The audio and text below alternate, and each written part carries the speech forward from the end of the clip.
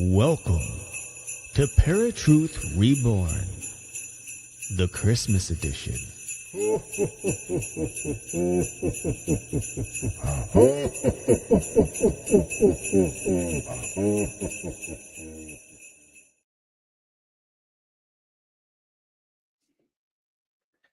What's going on, ParaTruthers? Welcome to another episode of ParaTruth Reborn. This is a pre-recorded show on 107.7 FM, New Orleans, and United Public Radio Network. My name is Justin. And I'm Eric. And tonight we've got a fun-packed episode for you. Something that I think everybody should be thinking about this time of the year.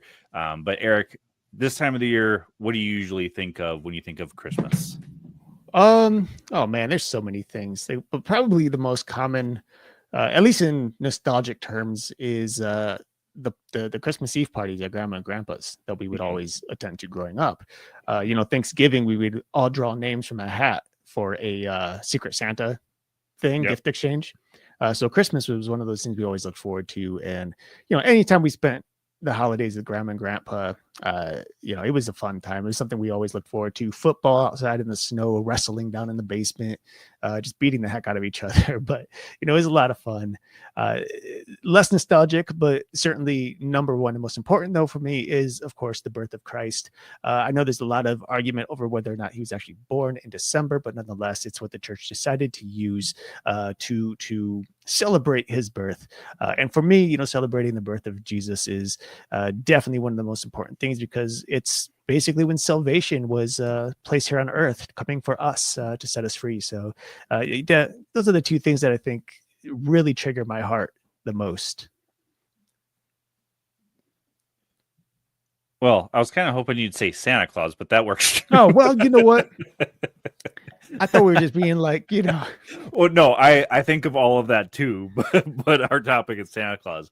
But something we really wanted to discuss really quick, because it's becoming more and more prevalent, and we'll probably talk way more about it next week on our New Year's extravaganza.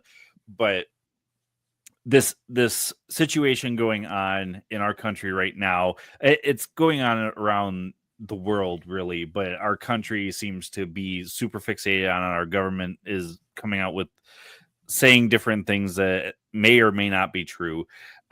Is the different crafts? I'm going to call them crafts because we're seeing them called drones, which it's possible a lot of them are. But there's these crafts going around New Jersey military bases, New York, off the coast of California. I've seen some videos, people shooting. And I just came across a video today that I shared with Eric. And that is that supposedly now that these things are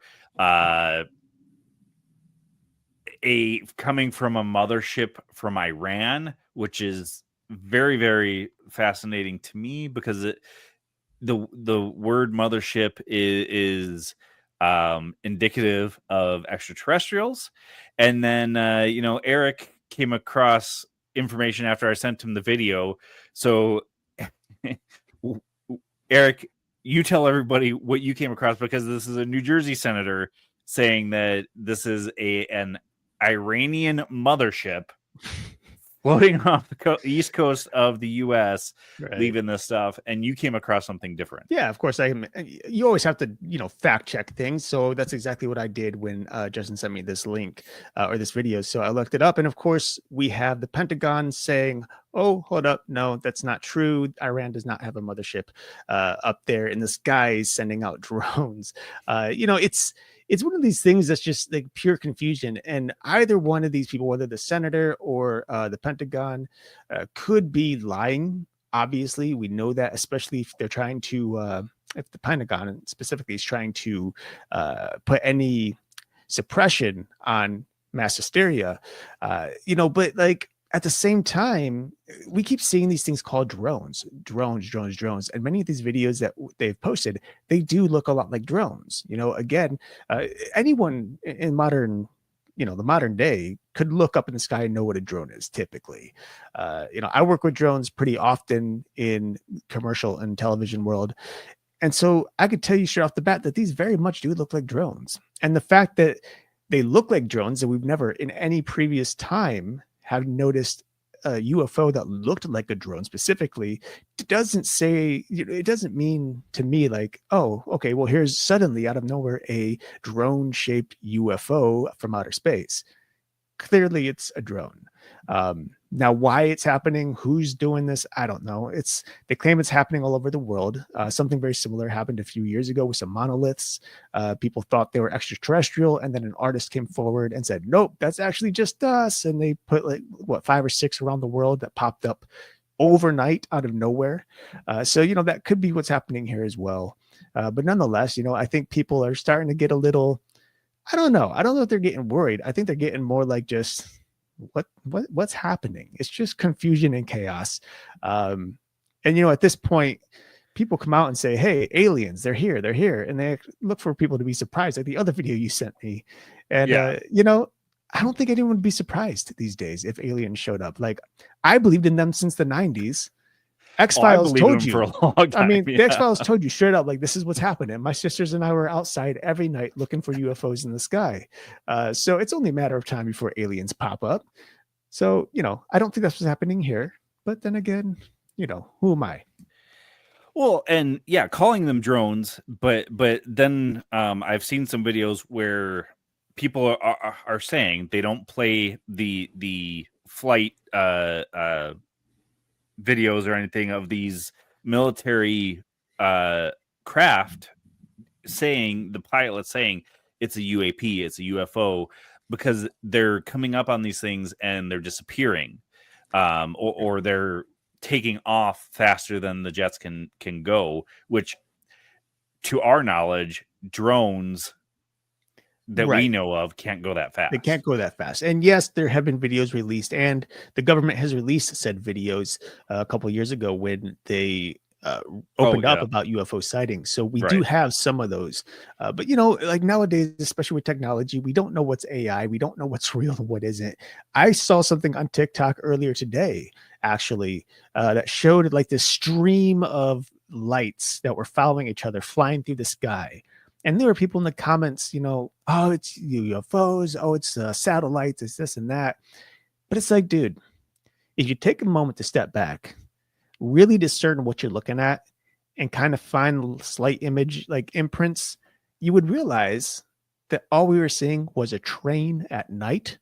All they did was edit out the night sky and the darkness below the tracks, because this was like going across this like a bridge. It looked like floating lights, but it was just a train driving over a bridge. But like, people are so susceptible to wanting to believe in these UFOs that they're willing to just accept whatever they see these days. And that's the same thing that's happening here with these drones. People want to believe, and so they're going to accept it as possibly being extraterrestrial. We have the naysayers. We have those who will believe. We have those who are just like, who cares? Again, it's just chaos at this point. No, yeah. I'm not going to say one way or the other, but it's fascinating. First off, everybody's losing their mind. Secondly, our government is going 50 million different directions on what it is that they are. So yeah, well, I think it's Santa Claus. Maybe he's getting an early start. Who knows? Could be. It very well could be Santa Claus. It's basically the same thing we've been witnessing since 1947. There's it's aliens, and then the retraction of that idea, and then they try to add something else in there to make us believe something different. And now with social media, it's just insanity. But yes, it very well could be Santa. He's, he might be making some early pit stops or testing the sleigh, maybe getting the reindeer warmed up for that very special night that comes once a year. I mean, deliveries are getting delayed more and more. I feel Santa's just getting ahead of the game. Hey, you know what? Maybe he's running some Amazon packages for them. Maybe he's helping out the USPS, who's been slow as heck for the last 3 years. Who knows? Well, with that, we'll get more into it next week. We're hoping to have a guest host with us. We'll kind of confirm that soon. But we're going to get into St. Nicholas and Santa Claus, synonymous names, but it's actually interesting to see that there is a little bit of difference as far as what these people are and the different legends behind them. Now, I'm sure all of you know Saint Nicholas, especially if you're Catholic. Something that is interesting to me is that there are probably quite a few that don't know who Saint Nicholas is, but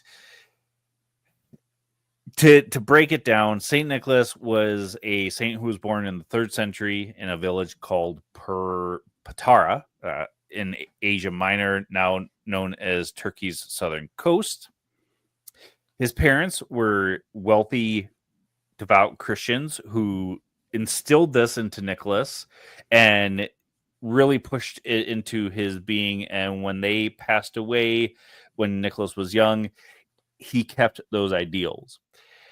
Something that I don't think I'd ever seen before in the research is that true to Jesus's word, sell what you own and give the money to the poor.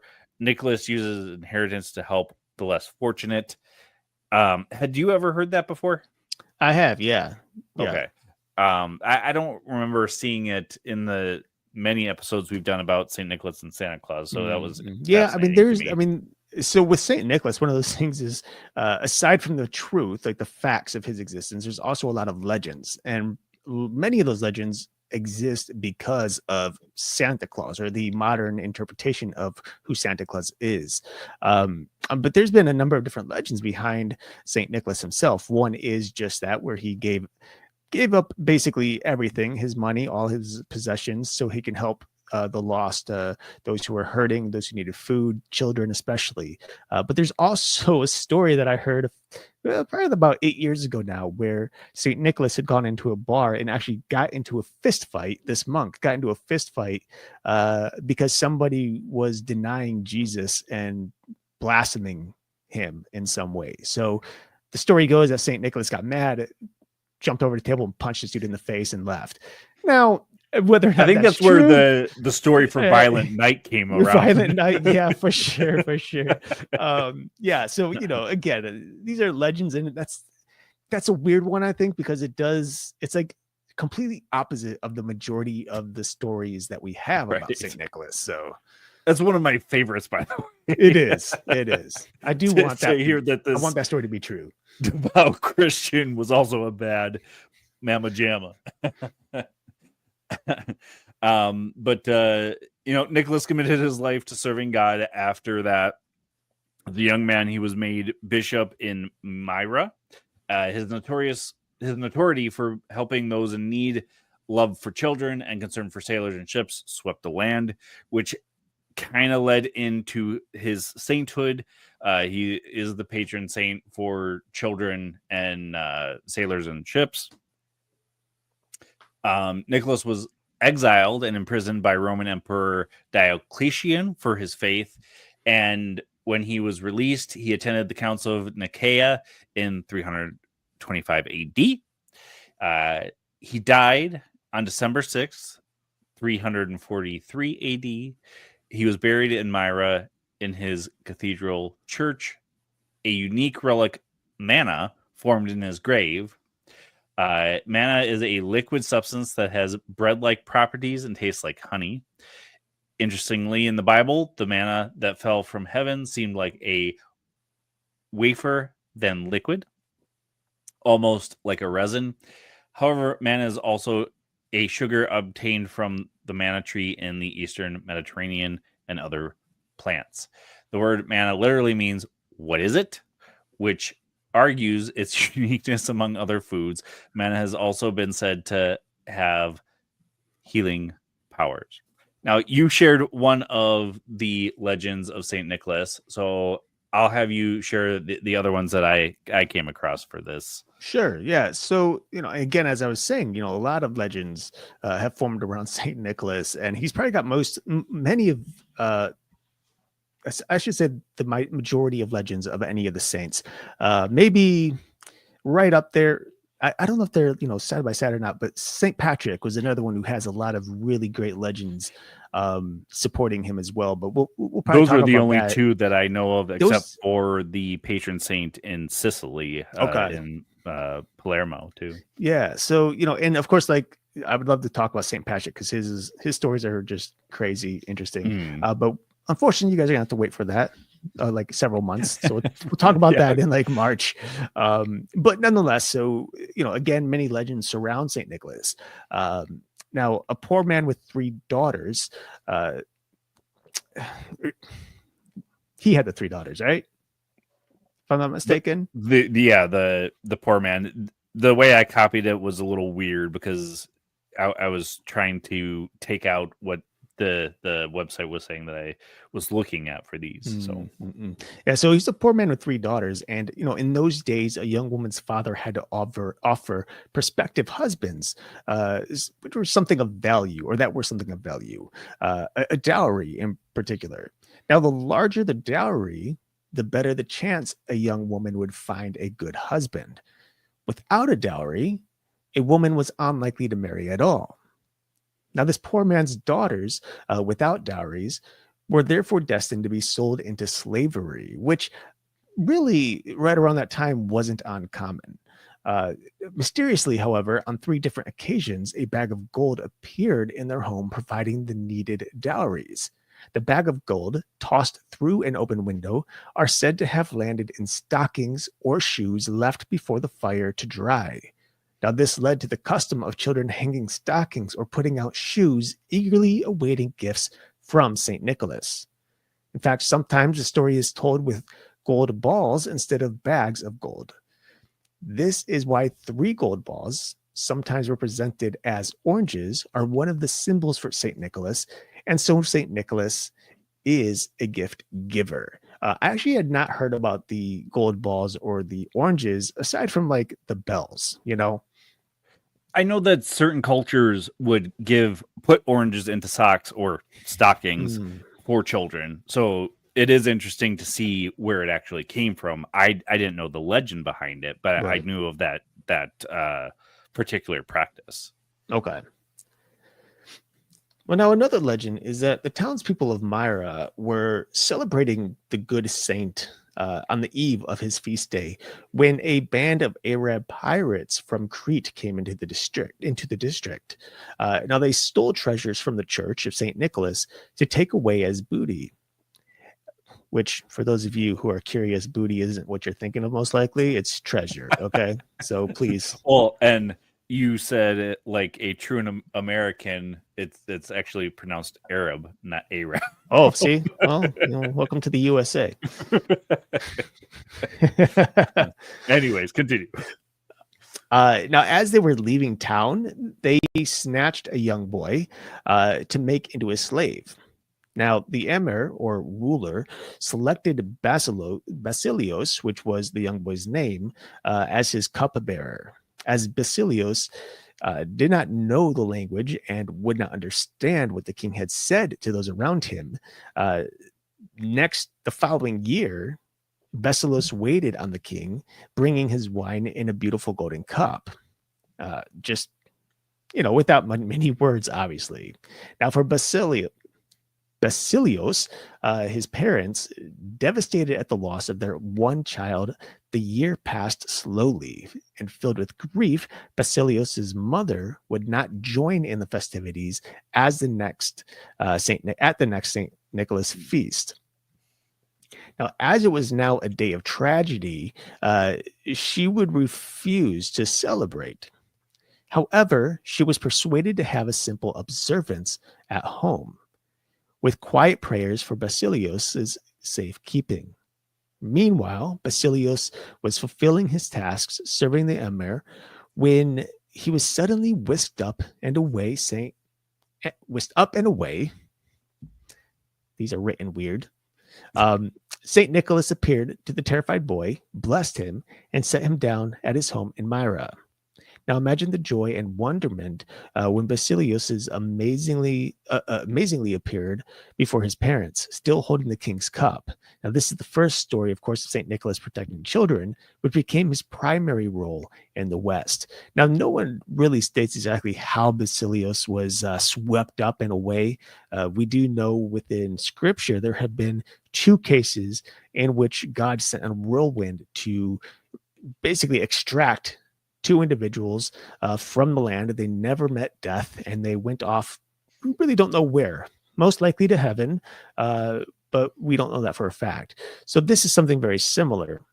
Now we can argue that he had a sleigh at that point if he was a Santa-like person. The fact that he's just a saint tells me he doesn't have any powers, but perhaps God intervened on behalf of Basilios via prayer, and that's what really happened, and they just attributed it to Saint Nicholas because of his popularity at the time. But again, these and are maybe what Basilios was praying to Saint Nicholas instead of to God. I mean, and that's very and that's very possible, especially within Catholicism. You know, they tend to pray a lot to the saints, to angels. You know, basically individuals they should not be praying to, because that's literally commanded against within the Scriptures. So I'm not really sure how that even works. Why Catholics do that? There's a lot of things. I just so everyone knows, I'm not speaking out of ignorance. I grew up Roman Catholic, Right. but there's just a lot of things within the church that don't make sense in comparison to the words of Jesus.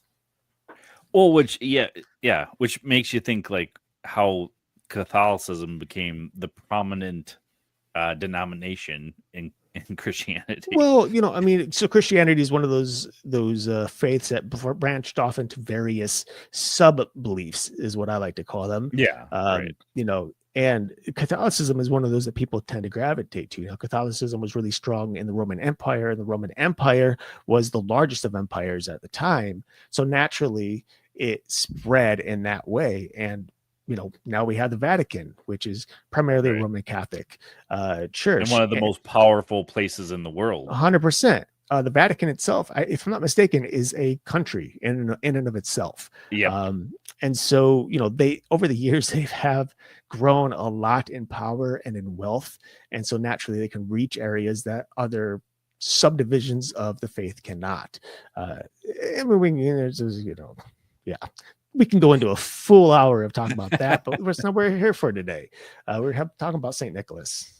Well, the one story I didn't include in this because it's in the book, the scary Christmas lore that Tim Reborn wrote, is the I think it's 3 slaughtered children by a murderer, and St. Nicholas actually goes to save them. He's too late, but resurrects them. Because it is after he has been sainted, so after he has died, and he comes and resurrects them. And that was the main reason I didn't include it in here, is because it's in Tim Rayborn's book. So I do encourage you guys to check that out, because it goes into detail of what that story is. And that's another one where it really talks about how St. Nicholas wanted to protect children. Okay. So, question for you. I don't know the answer to this. I probably should. But to be sainted, you have to die first? Is that what I'm hearing? Usually is how it works. Is you're not sainted until after you've passed. Got it. I think it's been a long time, but I believe Mother Teresa, I think it was just after she passes when they sainted her. Okay.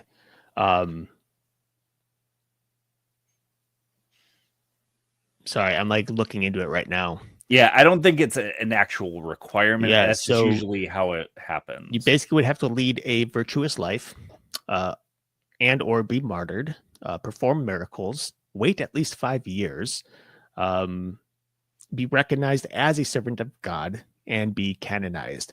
So it looks like you can actually be sainted prior to dying. Yeah, it's just kind of common that it's after they pass, because they have led such a good life, I guess you can call it. Good life. Gotcha.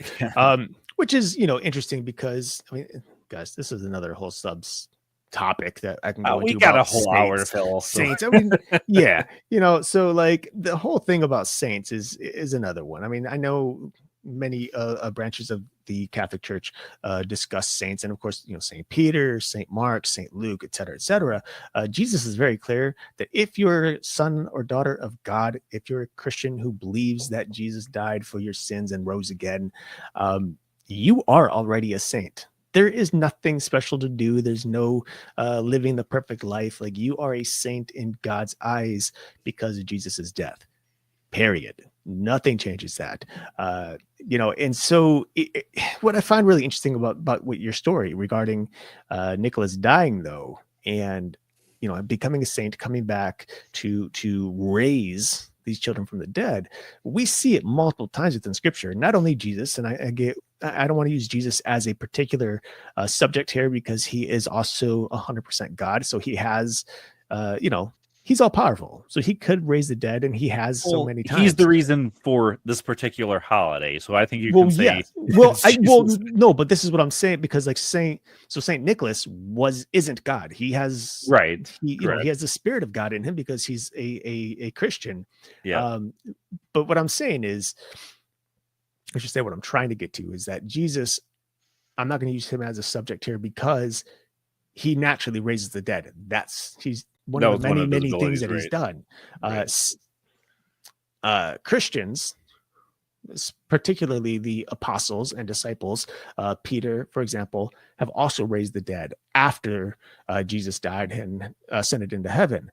Basically, when the apostles were given the Holy Spirit, they had the power to raise the dead. They had the power to move mountains. They had the power to, basically drink poison and be injected with venom and survive. They had all these different abilities to them, and none of them were the quote unquote saint that we're talking about here. They weren't, they were saints because they were Christians. They were people who believed in God, and God empowered them. So it's a ramble here. I know. That's what I do. I ramble and I talk, and I'm like, okay, well, what are we talking about again? No, I mean, I think it's very relevant to this. And that's the interesting thing about a lot of these legends is the majority of these legends came about during, or I should say, after Saint Nicholas passed away. Mm-hmm. A lot of these legends didn't exist until after his passing. Well, yeah, oh yeah, for sure, and that's something we see over and over again throughout history. Especially like you consider the Vikings, you consider what's his name, Achilles. Achilles, yeah. all the different greats out there. Warriors and whatnot. They had these legends surround them after death. Very few of them had legends even while they were living. Right. Yeah, the legends always come afterward. And that's, again, because there are some stories, it's like telephone. We've talked about this so many times, where one person will share a story. Then the person who heard the story will retell it, but they'll retell it slightly different, and so on and so forth, until it grows into this massive, awesome legend. Hopefully it's an awesome legend and doesn't just get lost into time. But it's kind of how these things work. Yeah. Yeah. And that's just what fascinated me about St. Nicholas is that I know that usually is how it works, but the fact that not only did these legends come out after he had passed, but then for them to turn him into this jolly, fat Saint Nicholas and turn him into a magical being instead of just these legends about a saintly Christian who did these things when he was alive, and so therefore he must be able to do it when he's dead. It's just a fascinating thing to me. Yeah, well, I mean, and again, that really does go along with just the Catholic belief. When you pray to the saints, you expect the saints to intervene for us. It's saints working on our behalf, asking well, I mean, you can ask angels too, Saint Michael to protect you, for example, or asking the Virgin Mary for any sort of miracle or for guidance or help or whatever. And there's been people who've claimed to have seen these saints appear to them in dreams or otherwise. Now, whether or not that's true, or well, I should say whether or not that's true, whether or not it was truly the saint or angel appearing to them, or something else entirely, or just something of the mind, one can't really say. But it's just one of those things that go along with the tradition in which a saint would, in this case, intervene on behalf of an individual or individuals who are suffering in some way. Yeah, it's again, I just find it fascinating. That's all. When I'm doing this research, I get stuck on a certain thing. I'm like, so odd, but it's interesting. All right, so we'll get into the last legend, and then we'll get into where Saint Nicholas became Santa Claus. So I'll read the last one here. Three theological students, very hard to say, traveling on their way to study in Athens. A wicked innkeeper robbed and murdered them, hiding their remains in a large pickling tub. Ooh. Gross. Maybe it's delicious. We don't know. Is that where pickling ham came from? Maybe. Hey, don't knock it till you try it. I'm just saying. From what I've heard, supposedly human tastes like pig. Anyways, we'll get back into it. It so happened that Bishop Nicholas, so this is one where he was still alive, traveling along the same route, stopped at this inn. He dreamed of the crime at night, got up, and summoned the innkeeper. The three boys were restored to life and wholeness as Nicholas prayed earnestly to God. In France, three small children wander in their play until they are lost, lured, and captured by an evil butcher. I won't go into that. That's the one I was talking about. So, similar situation. St. Nicholas asks God to raise them from the dead, which is interesting because we just talked about, how people pray to the saints, but the saint, the one that we're talking about, prayed to God to bring them back. Not, he didn't just, and they're alive again. He prayed to God to bring them back. It's a curious thing, isn't it? Yeah. Interesting. I don't know. He could have prayed to Peter. He could have prayed to Mark or Luke or the Mary other saints that would have been at that time, right? Yeah. Anyway, if you know, so I won't say anymore.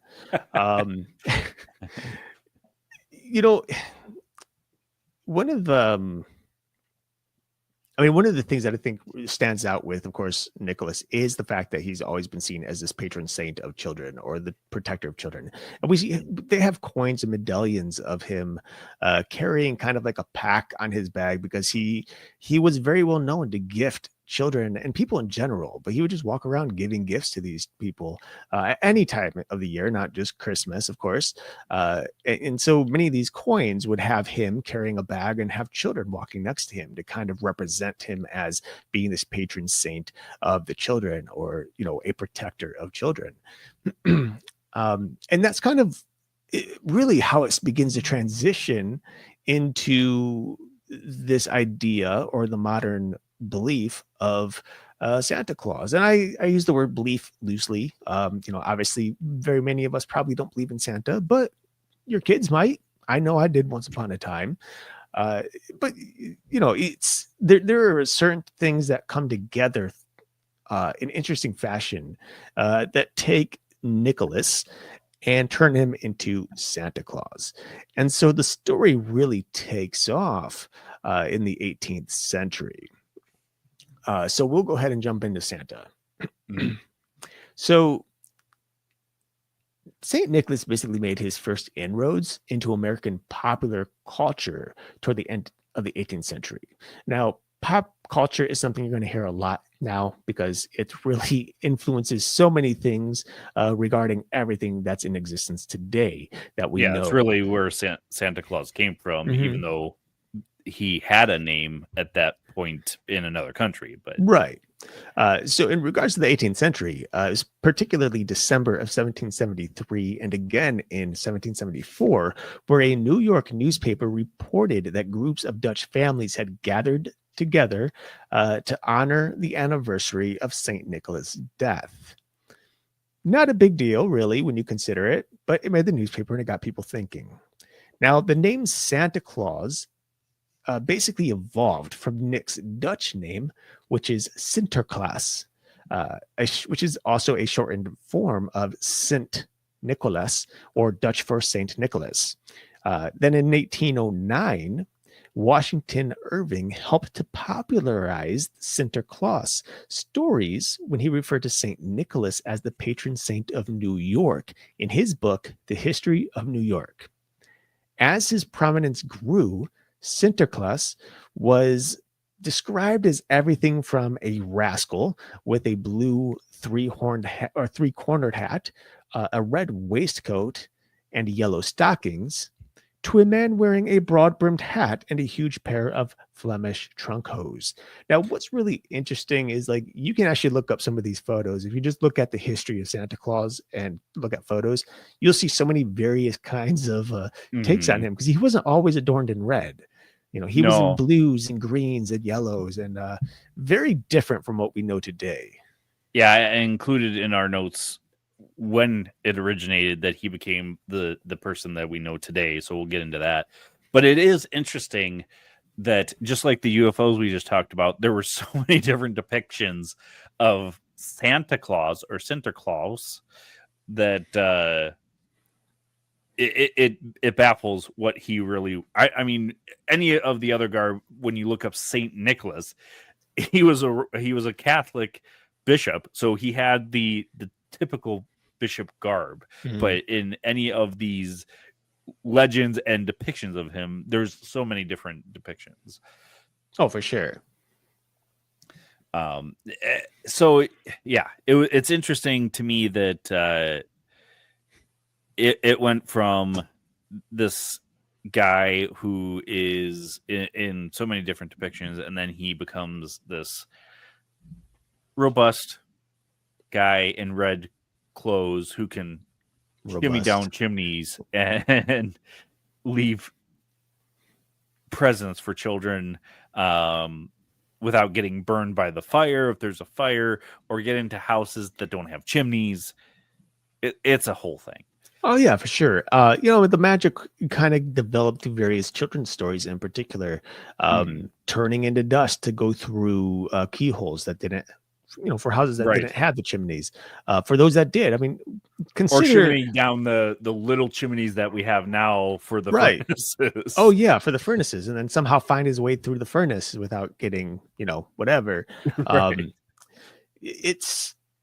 It's really interesting how magic started to partake and transform the original Nicholas and make him this modern hero, is primarily for children, And again, this is all formed through pop culture. Now, it wasn't until the 1820s before stores started advertising Christmas shopping, which really we need to consider it wasn't that long ago. Then in the 1840s, newspapers started creating advertisements that included pictures of Santa Claus. Now, within that time frame, within the 1840s, between the 1840s and 1850s, suddenly Santa became a pop culture icon of the Christmas season, and the stories of his existence simply grew worldwide. Everyone adopted the idea of Santa Claus, and not just Santa Claus as a person, but again, as stories grew and were published, we started getting other things like Mrs. Claus, the North Pole, 8 tiny reindeer, and eventually a 9th, which is probably the most famous reindeer of all, I'm pretty sure. According to the story. Oh, God. Anyway, so, he grew exponentially throughout the world. And with that came various names for Santa Claus. Of course, his original, as we all know, because we've said it many, many times here, is Saint Nicholas. And in case you didn't hear it, it's Saint Nicholas. which is his original name. Just don't laugh. Don't start. I'm going to just start. Sorry. Okay. Thank you. Jeez. Father Christmas is another one. Kris Kringle, Jolly Old Saint Nick, Pierre Noël, which is in France, Sinterklaas, which is Dutch, whatever that word is. Why? Okay, thanks. Weihnachtsmann in German, and then Babbo Natale in Italy, and Babbo Natale. Wait, what? Oh, Babbo Natale. You said that. I was looking at the last name here. I was like, wait, what? No, dude. Babbo Natale, and the last one, I was gonna say Jar Jar Binks, but I think it's Jolu Puki or something. That's how I pronounce it. Yeah, in Finland. Yeah. Yeah, and if you need any other names, you can just watch the movie The Santa Claus. Tim Allen rambles on about all the various names. So and he pronounces them correctly, I'm sure. Right. So yeah, check that out. But there are many other names as well. But I've embarrassed myself enough here trying to pronounce these ones. Apparently I'm illiterate, and that's okay because I do radio. I don't pronounce a lot of names correctly for outside of the US, so and some of them that are in the US, so don't feel bad. And yeah, the Finland one, I'm hoping that's how it's pronounced. Babbo Natale, I know just because I've heard it many times pronounced that way. Yeah, I mean, I don't know. Jolu Puki sounds like something that his wife would call him when they're home alone. We'll spell it just in case anybody knows Finnish. Joulupukki. If you know how it's pronounced, please help us out in the comments, or even shoot us a voice message on paratruth.com so that we can actually hear how it's pronounced. Mm-hmm. Or don't, then we'll just continue embarrassing ourselves. That's okay. Right. I don't mind. Now, of course, the modern image of Santa Claus, we all know it. Red suit, black belt, red hat, some red gloves, some nice black boots.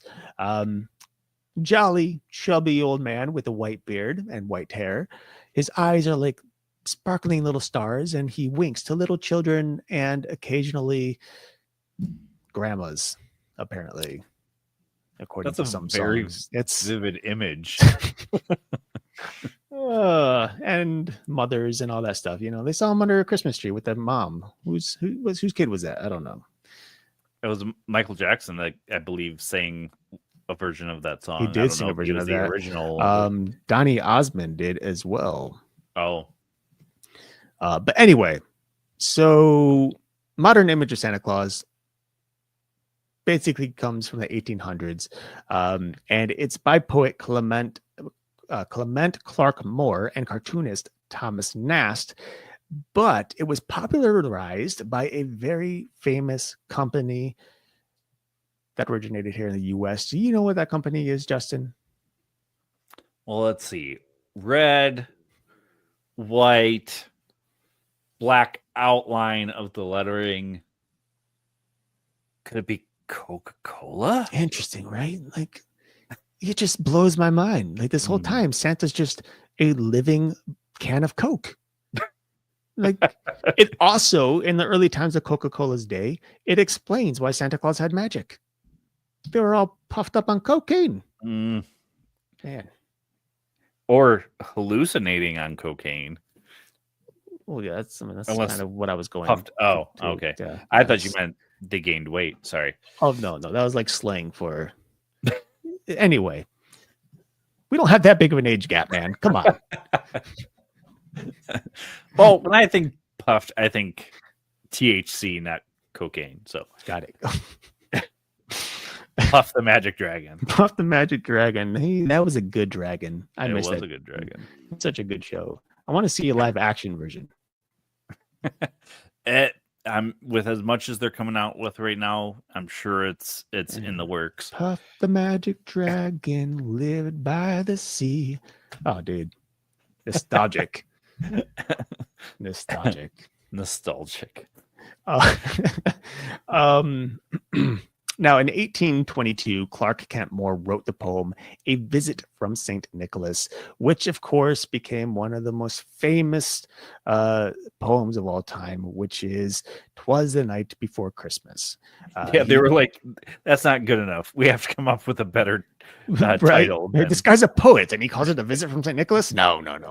Was the night before Christmas. Right. We have to go with Old English. Right. So he actually wrote this poem for his family, but the poem was first published in a newspaper in 1823. And I mean, it became popular. I don't think I had to say that because, yeah, twas the night before Christmas, guys. We all know that, or at least we should all know that. Then several years later down the road, in 1863, Thomas Nast drew a series of annual cartoons for Harper's Weekly based on Moore's poem and Washington Irving's work. Now, Nast Santa had a beard, fur clothing, and a pipe, and invented the North Pole, elves, and Mrs. Claus. For those of you who think of Santa Claus being an individual who cares about anything and everything, anyone and everyone, I just want to say here again, or not again, but just point out here that he had fur on his coat. So, yeah, if it was deer fur, that's really awkward. What happens if one of his reindeer don't do well? Does he just and adorn himself with them? Maybe. Does he sneak into people's houses on Christmas Eve night and take their pets? Does he go hunting himself? Like, what would he hunt with? A candy cane bow? I think we're getting way too much. I need answers. No, I need answers. This raises so many questions. Well, why do you have a fur coat? Literally have a script where Santa Claus is using weapons. We're not talking about that are mixed with magic. We're talking about reality. Is it reality though? We're talking about Santa Claus. Hey man, if you believe. If you believe. Have you not watched the Polar Express, bro? Yeah. And it's by far one of Shelley's least favorite movies. I heard on the radio today they were talking about the 10 most popular Christmas movies, and one that was on there was the Polar Express, and two of the three hosts that were on the show said that the movie's just really weird. Like when you really take the opportunity to sit back and watch it, it's really, really weird in like a weird way. And I don't know what that means, but I kind of understand too. So I have seen something, a YouTube video where somebody's saying, well, it's actually a story about a serial killer, and they put it to like creepy horror music. And I'm like, oh, you can see it, right? Kind of see it. It's weird. Well, as you were ranting, I was looking up something. Okay, go ahead. So, interestingly enough, To the Night Before Christmas was released in 1823, and A Christmas Carol was released in 1843. So, two of the most popular Christmas literature came out literally 20 years apart. Okay. Not that there's any connection or anything. I just found it fascinating because I'm like, wait a second, I could have sworn that A Christmas Carol came out right around the same time. So, right. So yeah, I don't want to know if Santa Claus skins his deers and wears them. I don't know if he breaks into people's houses and holds them up with a sharpened candy cane shank. I don't want to know. You're right. I know. And we probably shouldn't, delve in because who knows what'll be unleashed if we open that door. Right. I don't need Krampus popping up on my front doorstep Christmas Eve night. Which, just watched that movie and... Oh, yeah. You never said what you thought about it. I don't know, man. What? Was not as good as I thought you were saying. Because I told you got to love 80s horror. I love to 80s really enjoy horror. it. I love 80s horror, and it just did not go that route for me, just because they kind of mixed in some animation, and It was not the 80s horror that I remember, Mhm. anyways. Except for like Puppet Master. Okay, and then in that sense, yes, I get it. It was kind of like 80s horror. Yeah, that's fair. I think the only animation in that movie, well, like main animation, was the gingerbread fight, the gingerbread man fight. Well, and Everything else was practical. grandma reliving when Krampus came to her village and Mm. destroyed her family. Oh, that's right. The actual animation. I forgot. Yeah, that well, that was I was actually... talking about the gingerbread men too. Okay, okay. But yeah, so there's all those rabbit trails, folks. So finally, here in 1931, and I'm only finally in terms of the rounding off Santa Claus. In 1931, Coca-Cola commissioned illustrator Hayden, I think it is, Sunblom, to paint Santa for the company's Christmas advertisements. Now, Sunblom's paintings established Santa as a warm, happy character with human features. We're gonna close in on that little comment there. And he basically drew from inspiration of Moore's poem. Now, why do we say human features? That's because prior to 1931 and Coca-Cola's commission to Santa Claus, Santa actually appeared much more elf-like in many renderings.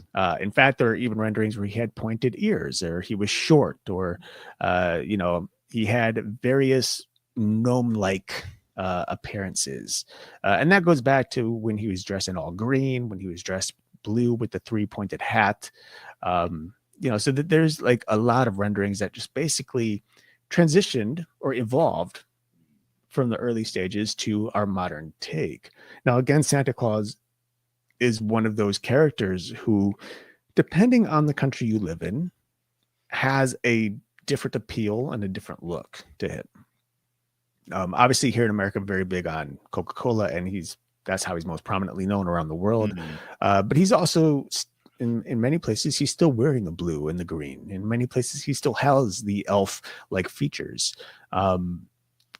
So I find that really interesting. But the thing that really connects all these characters, and even though they all look vastly different from one to the next, is that they all kind of have the same story arc. This is a person who leaves the North Pole, who with various presents and gifts for children who've been good, and coal for those who've been bad. And then he travels the world all in one single night, delivering presents in some magical fashion, because we're talking about billions of people. And then he goes home and waits for a year to do it all over again. Now, in terms of him like moving fast and all, that's where the magic really comes in. And again, it comes from the stories like 'Twas the Night Before Christmas with the reindeer. It comes with the various magic that he has, which basically comes from his elf days when he was drawn more as like an elf or a fairy, represented as a fairy in many stories. And so he would often have, a bag of like sand or something like sand that he can sprinkle and create these magic happenings. There are cases where he uses a sprinkle of like a sand-like substance on the reindeer to make them fly.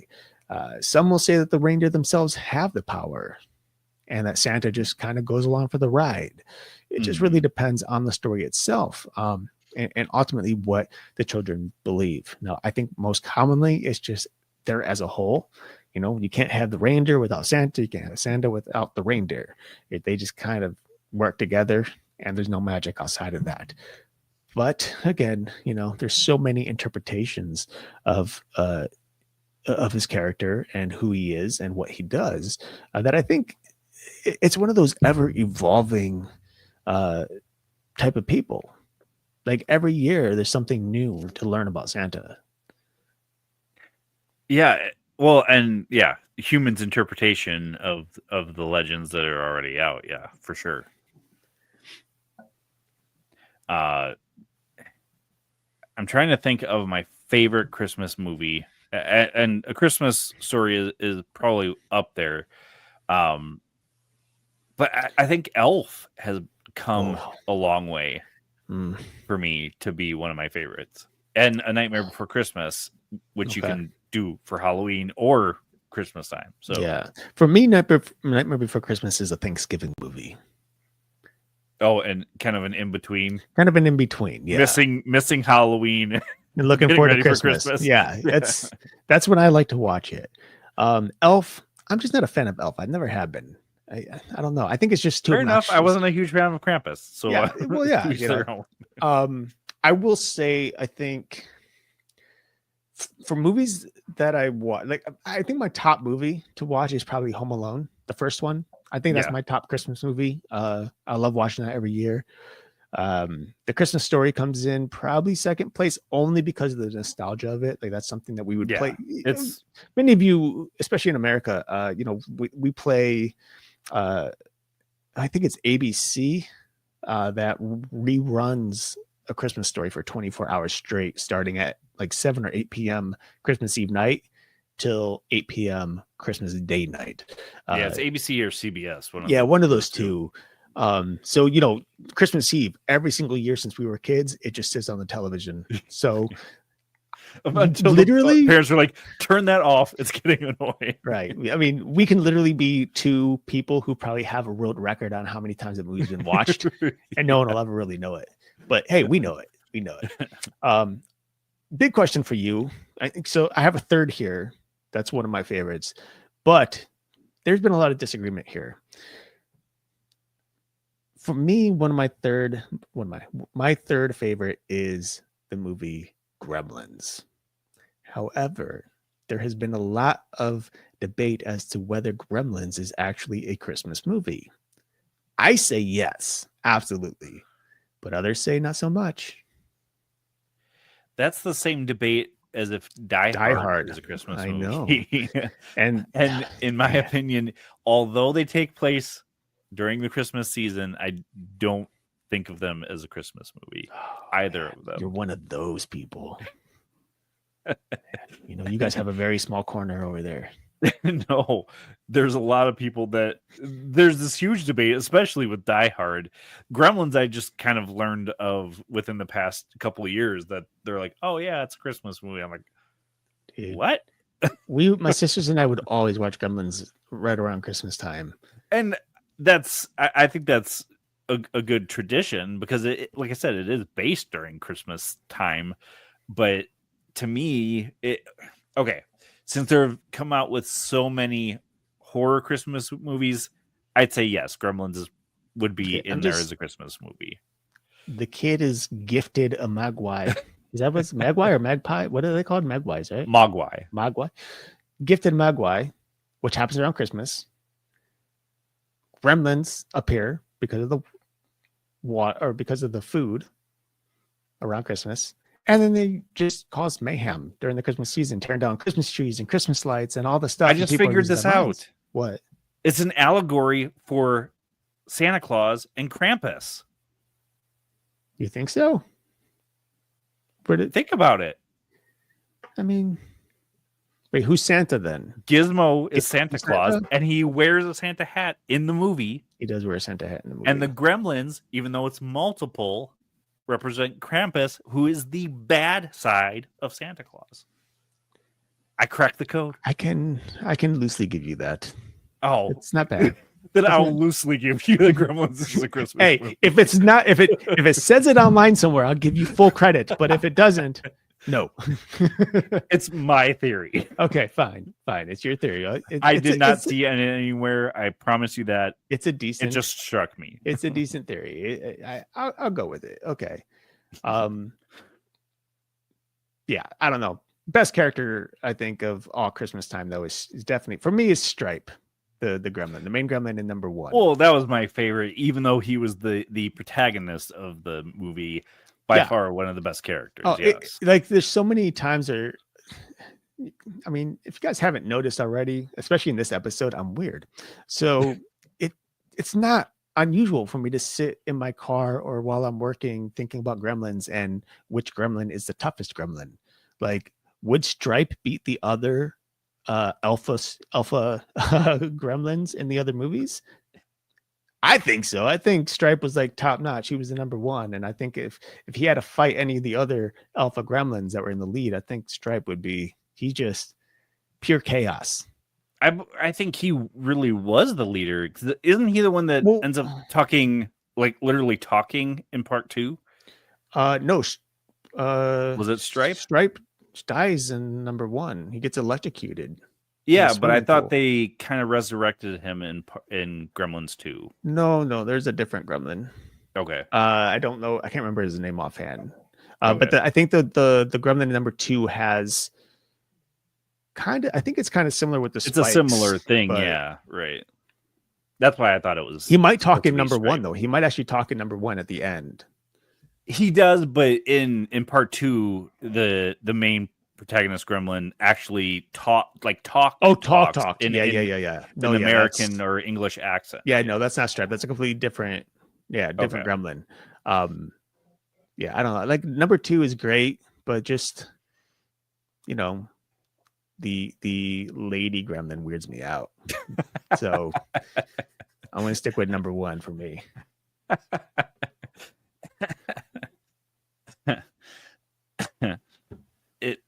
It was kind of odd, but also represents a Nope, thing here he of goes the with the times. allegories. No. What Just is a thing she? of the Who is she? times. But all right. Anything else before we wrap up? No, Other I don't. than Gremlins being a Christmas movie. No, I don't think so. Nothing in regards to Santa Claus. I'm going to stop right there because I always do that. I always say no, and then ramble on for another 20 minutes. So no, nothing. All right. Well, I hope everybody has a very Merry Christmas. We didn't say it at the beginning, so I want to make sure we say it at the end. Or Happy Holiday, whatever holiday that you celebrate. Next week we will be doing our New Year's extravaganza. We're hoping to bring somebody on with us. We won't announce that. We'll announce it on social media until she confirms. I will say if anyone has any interest in a particular topic or guest that you'd like us to have on the show, definitely reach out to us via email or social media. We're pretty easy to reach out to or to get a hold of. So let us know. We have plenty more guests locked in, and they're going to be joining us within probably into the new year. So we have this episode, then we have the New Year episode, and then we get back into guests for a while. So one thing I did want to announce too, we did announce it on social media. We are trying to get a series going where we talk about people's personal cryptid encounters. We created a forum and pushed it out on social media. It'll be in the show notes for this episode as well. We really want to include our listeners because we can have tons of guests on that have written books, done documentaries, have YouTube channels, but in the end, part of what ParaTruth is getting people's stories, and that's outside of the experts. So. Right, 100%. And in that case, with the cryptid thing, if you have two options, you can come on the show with us right here. If you want to be on video, you can be. Otherwise, you don't have to be. Right. But you can talk to us and talk to everybody who tunes in and tell your story. Or if you're a little nervous to be online or just simply don't want to, but you still want to share your story, you can send us, there'd be an option to send us a description of your story and we can read it right here on air. With or without your name, it's your choice. We will keep everything as confidential as you wish. So no worries there either. But definitely reach out to us. And of course, subscribe, share us with all your friends and family and loved ones. But other than that, I think that's it, right? Good. Other than thank you for listening on 107.7 FM New Orleans and United Public Radio Network. I have to think about it every time because I want to say paranormal. And I know it's the letter P, man. P always gets us. We always say paranormal with everything. I want paranormal. I mean pie. I want pie. Pumpkin. The Paranormal United pie Radio Network. Yep. Well, until next week, folks, where you'll find us same time, same channel. My name is Justin. I'm Eric. Merry Christmas and peace.